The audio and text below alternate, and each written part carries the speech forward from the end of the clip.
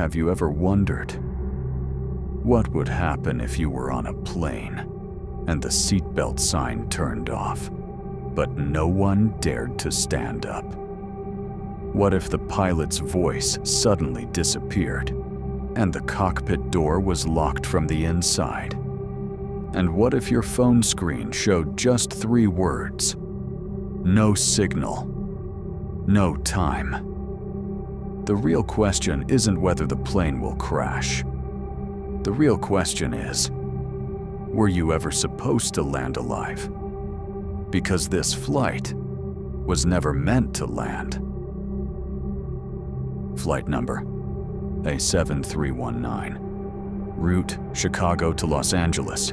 Departure time 11:40 p.m. A routine overnight flight. Passengers were tired. Some were watching movies. Some were already asleep. Others stared quietly into the darkness outside their windows. Flight attendant Sarah Mitchell, 32 years old, 7 years of experience, thought this would be one of the easiest flights of her career. In the cockpit, Captain Robert Hayes, former Air Force pilot, calm, focused, professional. Everything was normal, perfect, even. But that perfection lasted only 40 minutes. Cruising altitude, 35,000 feet. Suddenly, the cabin lights flickered, just for a second. Most passengers ignored it. Then the intercom crackled. The captain's voice came through, but only halfway. "Ladies and gentlemen, we are experiencing..." Silence. The announcement cut off. 5 minutes passed. No follow-up, no explanation. Sarah walked toward the cockpit and knocked. No response. She knocked again. Harder this time.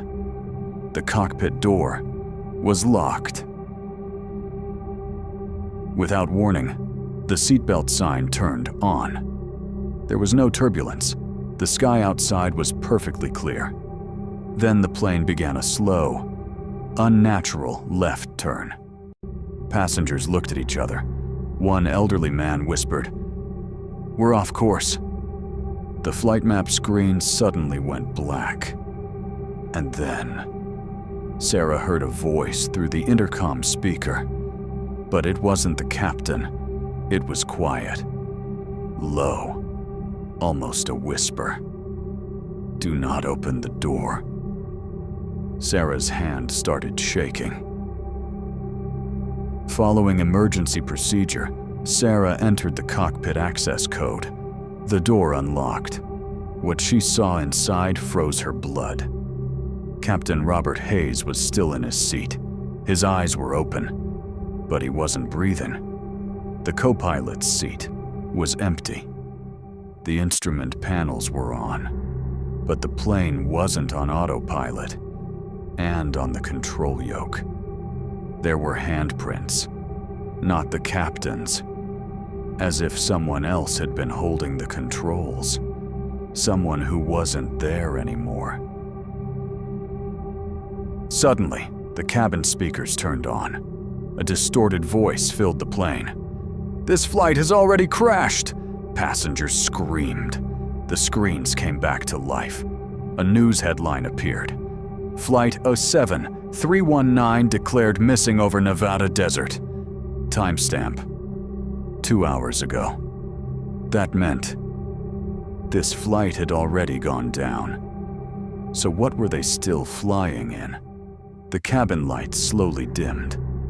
Sarah closed her eyes, and everything disappeared in a blinding white flash. The next morning, wreckage was found scattered across the Nevada desert. All bodies were recovered, all passengers accounted for. Except one thing. The cockpit voice recorder was never found. And to this day, in FAA records, there is a single unexplained line. Flight A7319 landed, but not in this world. So the next time you're on a plane and the lights flicker, or the pilot's voice suddenly goes silent, ask yourself one question. Are you really still on a normal flight?